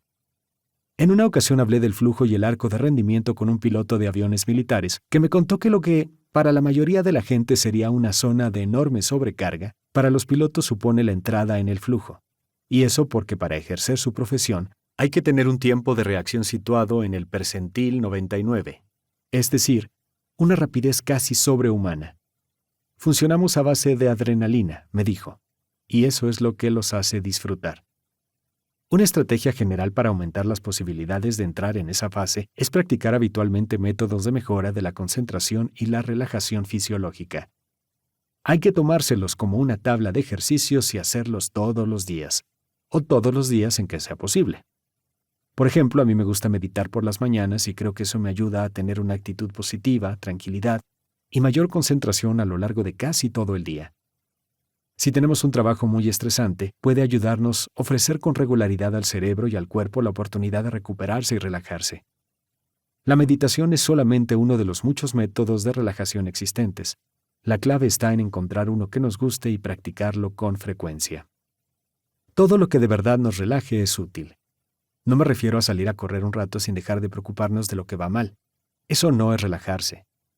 Me refiero a jugar con niños o sacar al perro o practicar el golf o cualquier cosa que sirva para tranquilizarnos. Cuanto más rompamos el ciclo de captura de la zona prefrontal derecha por parte de la amígdala, más libres estaremos para activar los circuitos beneficiosos del córtex prefrontal izquierdo. Si practicamos habitualmente algo como la conciencia plena, nos parece que esa mayor activación del hemisferio izquierdo adquiere prominencia con el tiempo, y lo cierto es que el cambio más pronunciado se experimenta durante los primeros meses. Hasta el punto, los datos más claros sobre ese paso de la zona prefrontal derecha a la izquierda proceden de la investigación realizada por Davidson con John Kabat-Zinn, durante la cual personas situadas en entornos profesionales de mucho estrés practicaron la conciencia plena. En la actualidad están repitiendo el experimento para asegurarse de que se obtienen los mismos resultados y para comprender mejor las condiciones propiciadas por esa actividad. ¿Con qué frecuencia y durante cuánto tiempo hay que practicar para apreciar cambios del sistema nervioso o el cuerpo? ¿Hay algún tipo de gente que se beneficie más que los demás? Para contestar a esas preguntas nos hacen falta más estudios. Otra cuestión, aparte de las ventajas antiestrés, es cómo aumentar la capacidad de concentración. La concentración es una habilidad mental y todas las habilidades pueden mejorar mediante la práctica, pero con el incremento vertiginoso de las distracciones con las que todos nos topamos en nuestros días, este asunto se ha convertido en algo decisivo en el entorno laboral. Cuanto más nos distraemos, menos eficientes somos. Neurocientíficos cognitivos como Davison están analizando ahora los métodos clásicos de meditación, que desde su punto de vista son ejercicios de adiestramiento para lograr una mayor concentración de la atención.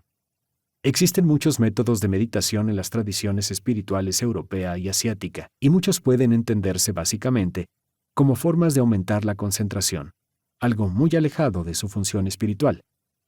La regla fundamental de cualquier técnica de intensificación de la concentración es dirigir la atención a A, y siempre que la mente se distraiga hacia los asuntos B, C, D, E o F y nos demos cuenta de lo sucedido, hacerla volver a A.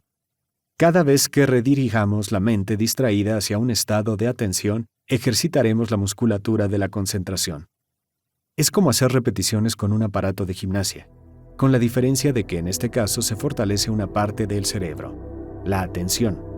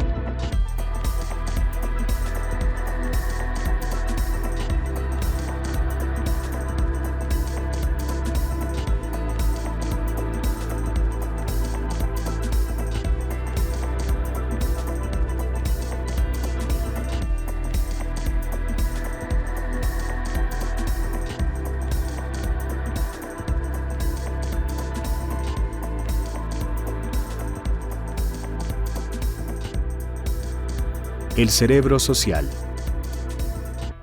Mindsight es el término que utiliza el Dr. Daniel Siegel, director del Instituto Mindsight de la UCLA, para referirse a la capacidad de autocontemplación que tiene la mente. Su notable trabajo defiende con solidez que los circuitos cerebrales que utilizamos para el autodominio y el autoconocimiento son en gran medida los mismos que activamos para conocer a otra persona. En otras palabras, en cierto sentido, la conciencia que tenemos de la realidad interior de otra persona y la que tenemos de la nuestra son sendos ejemplos de empatía. Siegel, que es buen amigo mío y todo un pionero, ha fundado un nuevo campo, la neurobiología interpersonal, que no ha cobrado forma hasta hace pocos años, cuando la ciencia ha ido descubriendo el cerebro social. El cerebro social cuenta con infinidad de circuitos, todos ellos concebidos para adaptarse a la mente de otra persona e interactuar con ella. Se trata de un descubrimiento relativamente reciente de la neurociencia. ya que desde sus orígenes las investigaciones cerebrales se habían centrado únicamente en un solo cerebro de un solo cuerpo de una sola persona. Sin embargo, hace entre 5 y 10 años, empezaron a estudiar dos cerebros de dos cuerpos de dos personas mientras interactuaban, y eso ha dado paso a todo un abanico de descubrimientos. Un hallazgo clave ha sido el de las neuronas espejo, que funcionan como una especie de Wi-Fi neuronal para conectar con otro cerebro. Se cuentan varias historias sobre su descubrimiento. Mi preferida tiene que ver con un laboratorio italiano en el que se hacía un mapeo del córtex motor, aparte del cerebro que mueve el cuerpo, de un mono.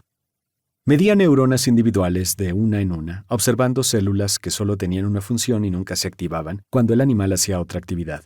Un buen día, mientras estudiaban una neurona que solo operaba cuando el simio levantaba un brazo, se sorprendieron al detectar en ella actividad sin que el animal se hubiera movido. Entonces se dieron cuenta de lo que sucedía. Hacía calor y un ayudante del laboratorio había salido a buscar un helado y estaba comiéndoselo delante de la jaula. Pues bien, cada vez que levantaba el brazo para darle un lametón, se activaba la neurona del mono con esa misma función. Ahora sabemos que el cerebro humano está salpicado de neuronas espejo que reflejan en nosotros exactamente lo que vemos en los demás, sus emociones, sus movimientos e incluso sus intenciones. Ese descubrimiento puede explicar por qué se contagian las emociones. Hacía ya décadas que la psicología estaba al tanto de ese factor, gracias a experimentos en los que dos desconocidos entran en un laboratorio y deben marcar en una lista de estados de ánimo los que experimentan en ese momento. Luego permanecen en silencio, mirándose durante 2 minutos. A continuación vuelven a marcar los elementos de la misma lista. De los dos, el que sea más expresivo emocionalmente habrá transmitido sus emociones al otro durante los 2 minutos de silencio. Sin embargo, el proceso en sí era un enigma. Los psicólogos se preguntaban por el mecanismo del contagio. Ahora ya lo sabemos. Se produce gracias a las neuronas espejo y a otras zonas como la ínsula, que está al tanto de las sensaciones de todo el cuerpo, en lo que equivale a una conexión entre dos cerebros. Debido a ese canal furtivo existe en todas y cada una de nuestras interacciones un subtexto emocional que determina enormemente todo lo demás. Por ejemplo, pensemos en un estudio consistente en comunicar a determinadas personas cuál había sido su rendimiento, en algunos casos negativo y en otros positivo. Si recibían reprobaciones en un tono afectuoso, positivo y optimista, salían con muy buena impresión del proceso de interacción. En cambio, si se alababa su actuación en un tono muy frío, crítico y censor, acababan con una sensación negativa, aunque les hubiera felicitado. Por consiguiente, el subtexto emocional es más fuerte en muchos sentidos que la interacción aparente y manifiesta. Eso significa que básicamente influimos de forma constante en el estado cerebral de los demás. Según mi modelo de inteligencia emocional, la gestión de las relaciones quiere decir, en este nivel, que somos responsables de cómo determinamos los sentimientos de las personas con las que interactuamos, para bien o para mal. En ese sentido, la capacidad relacional tiene que ver con la gestión de los estados cerebrales de los demás. A partir de ahí surge un interrogante. ¿Quién envía las emociones que pasan entre las personas y quién las recibe? Una respuesta para grupos de iguales es que el emisor suele ser el individuo más expresivo emocionalmente. Sin embargo, cuando existen diferencias de poder, en el aula, en el trabajo, por lo general en cualquier tipo de organización, el emisor emocional es el individuo más poderoso que marca el estado emocional del resto. En cualquier grupo de seres humanos se presta el máximo de atención y se confiere el máximo de importancia a lo que diga o haga la persona con más poder. Hay muchos estudios que señalan, por ejemplo, que si el líder de un equipo está de buen humor, los demás lo reflejan y el optimismo colectivo mejora el rendimiento del conjunto. En cambio, si el líder proyecta mal humor, lo propaga del mismo modo y el funcionamiento del grupo se resiente. Eso se ha observado en grupos que tomaban decisiones empresariales, que buscaban soluciones creativas o incluso que montaban una tienda de campaña. El contagio emocional se produce siempre que la gente interactúa, ya sea en pareja, en grupo o en una organización. Se hace más evidente en un acontecimiento deportivo o una representación teatral, donde la multitud experimenta idénticas emociones al mismo tiempo. El responsable de esa transmisión es nuestro cerebro social, gracias a circuitos como el sistema de neuronas espejo. El contagio emocional de una persona a otra surge automática, instantánea e inconscientemente, y escapa a nuestro control. En el Hospital General de Massachusetts, vinculado a la Facultad de Medicina de Harvard, se hizo un estudio con médicos y pacientes durante una sesión de psicoterapia. La interacción se grabó en video y se controló su fisiología. Posteriormente, los pacientes vieron la grabación e identificaron los momentos en los que habían tenido la impresión de que el médico establecía lazos de empatía con ellos y se habían sentido escuchados y comprendidos, compenetrados con él, y los momentos en los que se habían encontrado disgregados y habían pensado: mi médico no me entiende, le traigo sin cuidado. Cuando los pacientes se habían sentido disgregados, tampoco se había observado una conexión en su fisiología. No obstante, cuando decían: sí he sentido una verdadera conexión con el médico, sus fisiologías se habían movido conjuntamente, como en un baile. Se había producido asimismo una coincidencia fisiológica. El ritmo cardíaco de médico y paciente se había sincronizado. Ese estudio refleja la fisiología de la compenetración o rapport, un estado que se caracteriza por 3 ingredientes. El primero es la atención absoluta. Las dos personas tienen que estar completamente pendientes la una de la otra y dejar a un lado las distracciones. El segundo es la sincronía no verbal. Si 2 individuos conectan bien, realmente, y se observa esa interacción sin fijarse en lo que dicen, como quien ve una película sin sonido, se apreciará que sus movimientos están casi coreografiados, como si bailaran. El responsable de orquestar esa sincronía es otro grupo de neuronas llamadas osciladores, que regulan nuestro movimiento con respecto a otro cuerpo o a un objeto. El tercer ingrediente de la compenetración es la positividad. Es una especie de microflujo de subidón interpersonal. Me imagino que un estudio cerebral revelaría actividad en la zona prefrontal izquierda en ambas personas. En esos momentos de química interpersonal, de conexión, es cuando salen mejor las cosas, con independencia de los detalles de lo que estemos haciendo juntos. En un artículo aparecido en Harvard Business Review, ese tipo de interacción se denomina momento humano. ¿Cómo se consigue un momento humano en el trabajo? Tenemos que dejar a un lado todo lo demás y prestar una atención incondicional a la persona con la que estamos. Con eso se abre la puerta de la compenetración, en la que el flujo emocional está en sincronía. Nuestra fisiología refleja la de la otra persona, que nos hace sentir conexión, proximidad y afecto.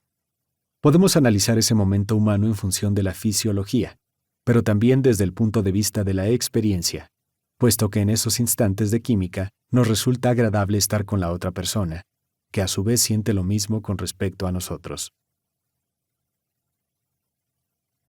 El cerebro social en Internet. La naturaleza concibió el cerebro social para la interacción cara a cara, no para el mundo virtual. Por consiguiente, ¿cómo se relacionan los cerebros sociales cuando miramos un monitor y no directamente a otra persona? Contamos con una pista crucial sobre los problemas que presentan esas comunicaciones desde los inicios de Internet, cuando los únicos que mandaban correos electrónicos eran los científicos, que utilizaban lo que por entonces se llamaba ARPANET.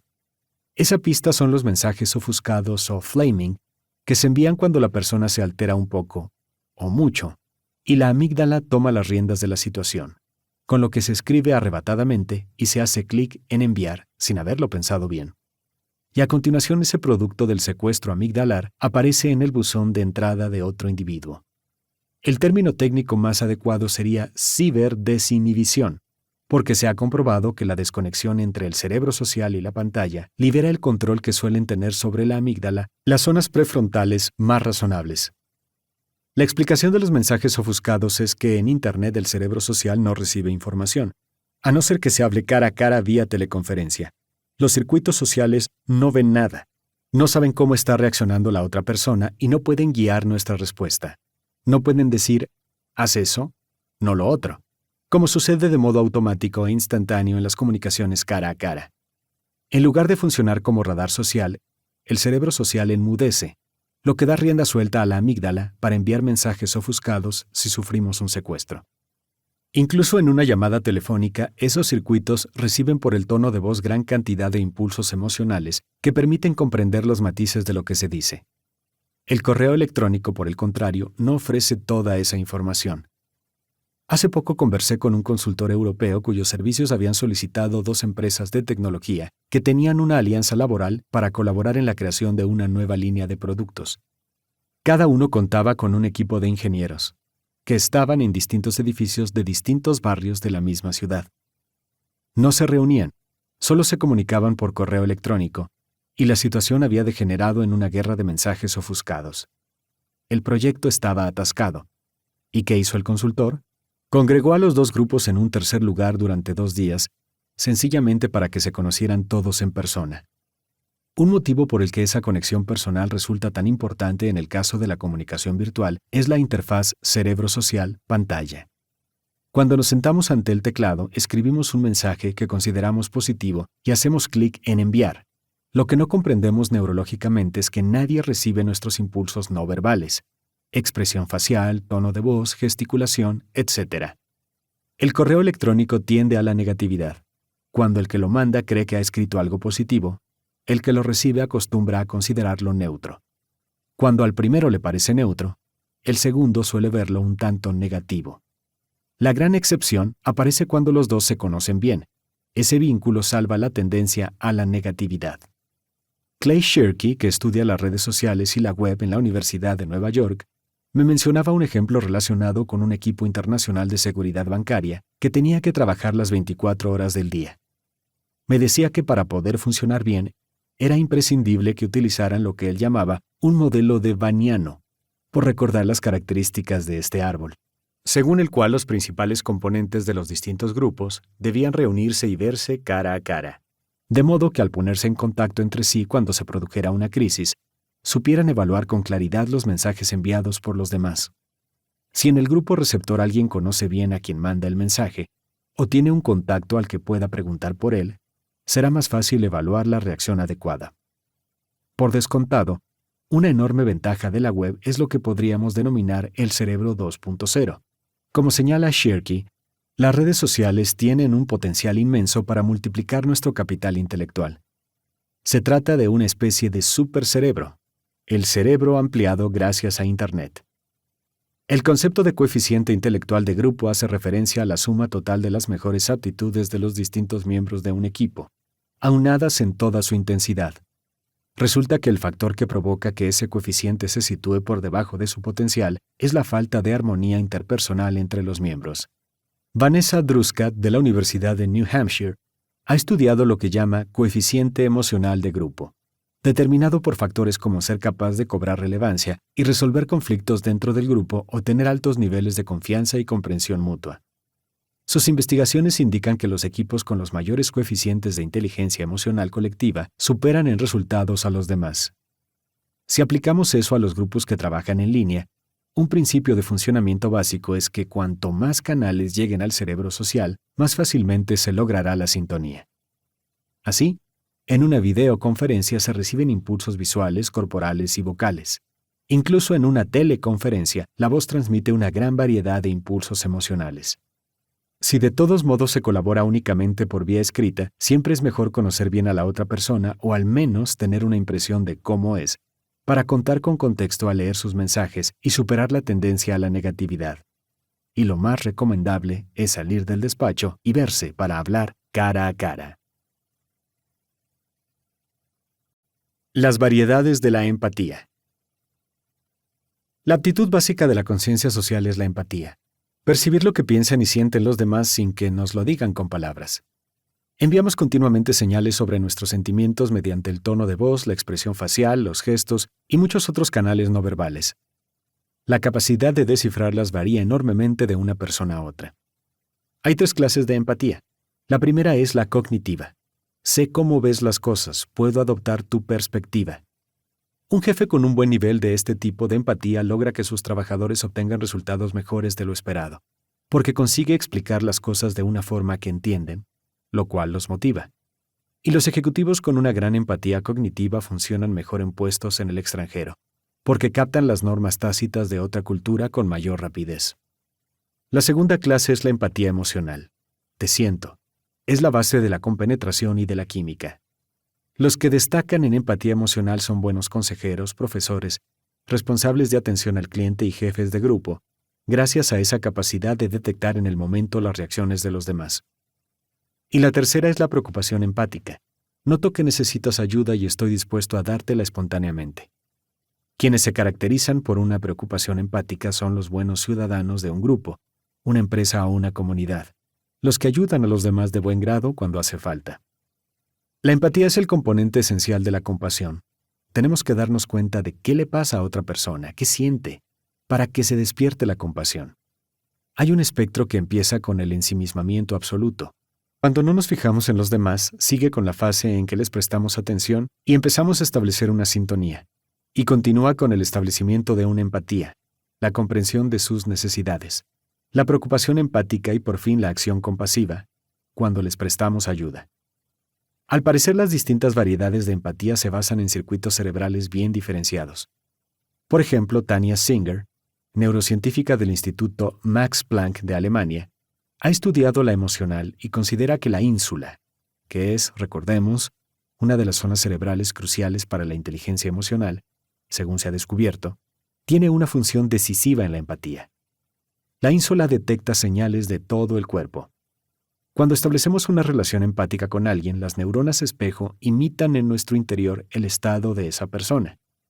La zona anterior de la ínsula descifra ese patrón y nos dice de qué estado se trata. Para Singer, descifrar las emociones en los demás supone, a nivel cerebral, descifrarlas primero en nosotros mismos. La ínsula se activa cuando nos centramos en nuestras propias sensaciones. Por ejemplo, ha hecho estudios con técnicas de imagen por resonancia magnética funcional, IRMF, en parejas. Mientras uno de los dos se somete a una exploración cerebral, ve que el otro está a punto de llevarse un susto. En ese momento se le activa la parte del cerebro que entraría en funcionamiento si se llevara realmente el susto, y no se limitará a ver lo que le sucede a su pareja. Paul Ekman, el gran experto mundial en expresión facial y emociones, es el científico en el que se basaba la serie de televisión Miénteme, donde el protagonista resolvía casos policiales detectando cómo se sentía la gente y dejando a un lado lo que trataban de proyectar. Descubría si mentían gracias a sutiles fugas no verbales de sus verdaderas emociones. Ekman ha confeccionado un programa de formación que parece dirigirse a ese circuito neurona-espejo-ínsula, mediante el cual podemos descifrar las expresiones que aparecen en el rostro de una persona durante apenas la quinta parte de un segundo, tan brevemente que no llegan a reconocerse de un modo consciente. Gracias a ese programa podemos mejorar la identificación de emociones fugaces, pero reveladoras, en la cara de otra persona, y eso en solo 1 hora aproximadamente. Para alcanzar una mayor capacidad de empatía, una vía sería realizar la formación de Ekman, pero para mejorar la empatía cognitiva lo más recomendable es obtener información sobre lo que de verdad piensa la otra persona, comprobar o corregir nuestras corazonadas. Otro método para reforzar la empatía consiste en ver un video o una película sin sonido y adivinar las emociones que se reflejan en la pantalla, y luego contrastar esas suposiciones con la realidad. En otras palabras, ofrecer a los circuitos cerebrales dedicados a la empatía datos sobre lo que siente o piensa de verdad la otra persona ayuda a que esos circuitos vayan aprendiendo. Las diferencias entre hombres y mujeres. Hay muchos estudios sobre las diferencias entre la inteligencia emocional de los hombres y la de las mujeres, pero en resumen, estas tienden de media a presentar mejores niveles de IE que aquellos. Sin embargo, se trata solo de una media, y además los datos no son concluyentes. Una advertencia. Cuando hablamos de diferencias entre hombres y mujeres en el campo de la conducta, nos referimos a campanas de Gauss de capacidades que se superponen mucho. Por ejemplo, una capacidad en que las mujeres muestran ventajas sistemáticamente es la empatía emocional. Pero eso no quiere decir que un hombre determinado no pueda ser igual de empático emocionalmente que la mujer más empática. Las capacidades que suelen ser superiores en los hombres están relacionadas a menudo con el autodominio emocional. Pero sucede lo mismo. Eso no quiere decir que una mujer no pueda presentar el mismo nivel de autorregulación emocional que el hombre más equilibrado. Las tendencias de los distintos grupos solo aparecen cuando hablamos de diferencias estadísticas. La neurocientífica Tania Singer ha obtenido nuevos datos sobre el cerebro que reflejan esas tendencias. Singer, que ha estudiado 2 sistemas emocionales, uno correspondiente a la empatía cognitiva y el otro a la emocional, señala que las mujeres suelen tener el sistema de las neuronas espejo más desarrollado, por lo que confían más en él que los hombres para buscar señales de empatía. Por el contrario, ellos tienden a experimentar una descarga en ese sistema y luego se dedican a solucionar problemas. Hay otra forma de analizar las diferencias entre hombres y mujeres en lo relativo a la inteligencia emocional. Se trata de la labor de Simon Baron Cohen de la Universidad de Cambridge. que asegura que existe un cerebro femenino marcado que presenta mucha actividad de las neuronas espejo y un alto grado de empatía emocional, pero no destaca tanto en el análisis de sistemas. En cambio, el cerebro masculino marcado despunta en la concepción de sistemas y no en empatía emocional. Esos tipos cerebrales se sitúan en los extremos opuestos de una campana de Gauss, y los demás estamos mayoritariamente en algún punto entre los dos. Sin embargo, no se trata de que todos los hombres tengan un cerebro masculino y todas las mujeres uno femenino. A muchas de ellas se les da muy bien la concepción de sistemas y muchos de ellos destacan en empatía emocional. Mi colega Ruth Malloy del Hay Group de Boston ha estudiado las diferencias entre hombres y mujeres en los datos del inventario de competencias emocionales y sociales que yo ayudé a crear. Su análisis revela que si bien en general se observan diferencias entre hombres y mujeres en las distintas competencias, cuando solo se examinan a los trabajadores estrella, las personas situadas en el 10% más destacado del rendimiento empresarial, esas discrepancias se diluyen. Los hombres son igual de buenos que las mujeres y las mujeres igual de buenas que los hombres, en todos los casos. Eso me recuerda a un comentario de Franz de Waal, un científico que estudia el comportamiento de los primates en el Centro Nacional de Primates Yerkes de Atlanta, y que ha descubierto que cuando un chimpancé ve a otro en dificultades, ya sea por una herida o por pérdida de categoría social, imita su conducta, lo que supone una forma primitiva de empatía. A continuación, muchos de los chimpancés se acercan y reconfortan de algún modo al que tiene el problema, por ejemplo, acariciándolo para ayudar a tranquilizarlo. Las hembras ofrecen ese tipo de consuelo más a menudo que los machos, con una excepción que resulta sorprendente. Los machos alfa, que son los líderes del grupo, ofrecen consuelo aún más a menudo que las hembras. Una de las funciones básicas del líder es, al parecer, dar el apoyo emocional necesario. El lado oscuro. Los psicólogos hablan de la triada oscura para referirse a los narcisistas, los maquiavélicos y los sociópatas. Son personalidades que representan el lado oscuro de la inteligencia emocional. Gente que puede demostrar muy buena empatía cognitiva, pero no posee empatía emocional, por no hablar de la preocupación empática. Por ejemplo, por definición a un sociópata le traen sin cuidado las consecuencias humanas de sus mentiras o manipulaciones y no siente remordimientos si recurre a la crueldad. Sus sentimientos de cualquier tipo son muy superficiales. Las técnicas de neuroimagen revelan una reducción de las zonas que conectan los centros emocionales con el córtex prefrontal. Sus déficits concretos arrojan luz sobre muchos aspectos de las capacidades de la inteligencia emocional. El cerebro del sociópata. Los sociópatas presentan déficits en varias zonas básicas para la inteligencia emocional: la circunvolución del cíngulo anterior, el córtex orbitofrontal, la amígdala y la ínsula, así como la conectividad de esas regiones con otras partes del cerebro.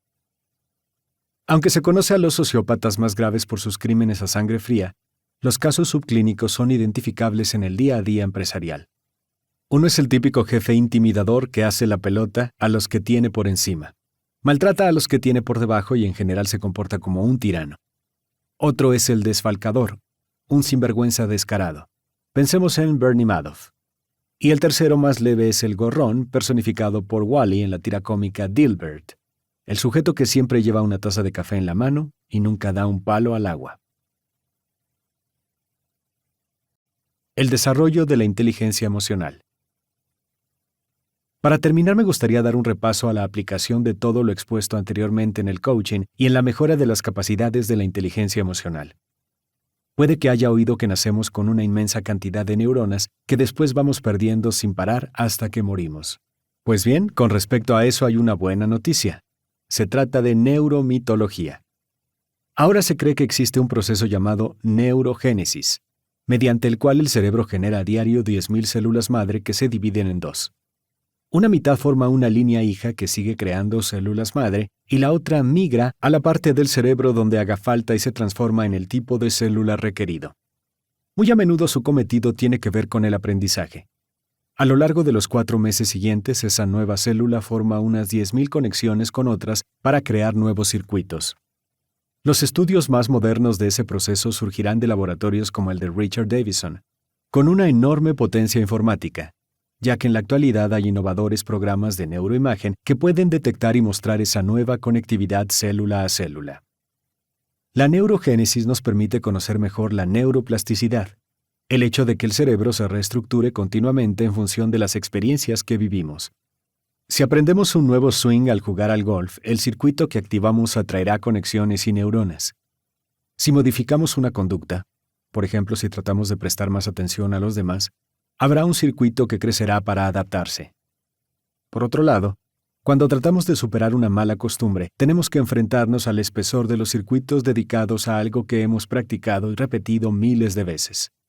¿Qué lecciones podemos extraer de todo ello de cara al coaching o para trabajar por nuestra cuenta en la mejora de una capacidad de la inteligencia emocional? En primer lugar, busque el compromiso. Hay que movilizar la fuerza motivadora de la zona prefrontal izquierda. Si se dedica usted al coaching, tiene que motivar a su cliente para que se entusiasme con la idea de lograr el objetivo del cambio. En estos casos es útil recurrir a sus sueños, a la idea que tiene uno de sí mismo, a sus aspiraciones para el futuro. A partir de ahí debe trabajar los aspectos que le permitan pasar de su situación actual a la que desea alcanzar en la vida. Llegado a este punto es bueno, si es posible, reunir el máximo de información sobre sus competencias de inteligencia emocional. Lo más adecuado es utilizar un instrumento que mida las capacidades de la IE y permita pedir a gente cuya opinión valore que lo puntúe anónimamente en lo relativo a conductas específicas que reflejen las competencias de los trabajadores estrella y los líderes. Un consultor especializado puede ayudarle a utilizar esos datos para determinar qué competencias le interesa más reforzar. A continuación debe ser muy práctico. No trate de aprender demasiado de golpe. Centre su objetivo en una conducta concreta. Debe elegir algo fácil de aplicar, para saber exactamente qué hacer y cuándo hacerlo. Pongamos que sufre usted el síndrome de la BlackBerry. Tiene la mala costumbre de hacer varias cosas a la vez y básicamente no está pendiente de los demás, lo que reduce la atención que puede dedicar a buscar la compenetración y la buena química. Debe romper el hábito de simultanear tareas. Podría adoptar un plan de aprendizaje deliberado que dijera algo así: siempre que surja una oportunidad, cuando entre una visita en mi despacho o cuando me dirija a ver a alguien, voy a apagar el móvil, voy a apartarme de la pantalla del ordenador, voy a dejar a un lado las ensoñaciones o las preocupaciones y voy a prestarle toda mi atención. Así tendrá una conducta concreta que tratar de modificar. ¿Y qué le servirá de ayuda? Detecte cuándo está a punto de presentarse un momento así y actúe correctamente. Ha acabado siendo campeón olímpico en la práctica incorrecta, hasta el punto de que su cableado neuronal funciona así automáticamente sin plantearse otra posibilidad. Las conexiones que se activan en esos casos son erróneas. Cuando empieza a formar ese nuevo hábito más adecuado, en esencia, lo que hace es crear nuevos circuitos que compiten con la mala costumbre en una especie de darwinismo neuronal. Para que la nueva conducta adquiera la firmeza suficiente, usted debe recurrir a la fuerza de la neuroplasticidad. Debe repetirla una y otra vez. Si persevera, los nuevos circuitos se conectarán y cobrarán cada vez más fuerza, hasta que un día hará lo que tiene que hacer y cómo lo tiene que hacer sin pensárselo dos veces. En ese momento los circuitos estarán tan conectados y serán tan gruesos que el cerebro los activará automáticamente. Cuando se produzca ese cambio, el hábito corregido pasará a ser lo habitual. ¿Durante cuánto tiempo y cuántas veces hay que repetir una acción hasta que queda programada? Lo cierto es que empieza a programarse la primera vez que se practica. Cuando más se repite, mayor es la conectividad. La frecuencia necesaria para que pase a ser la nueva respuesta automática del cerebro depende en parte de lo fuerte que sea el antiguo hábito que vaya a reemplazar. Por lo general son necesarios entre 3 y 6 meses de empleo de todas las oportunidades que aparezcan espontáneamente para que la nueva costumbre sea más natural que la vieja. También existe la posibilidad de practicar siempre que se disponga de un poco de tiempo libre, gracias al ensayo mental, que pone en funcionamiento los mismos circuitos neuronales que la actividad real.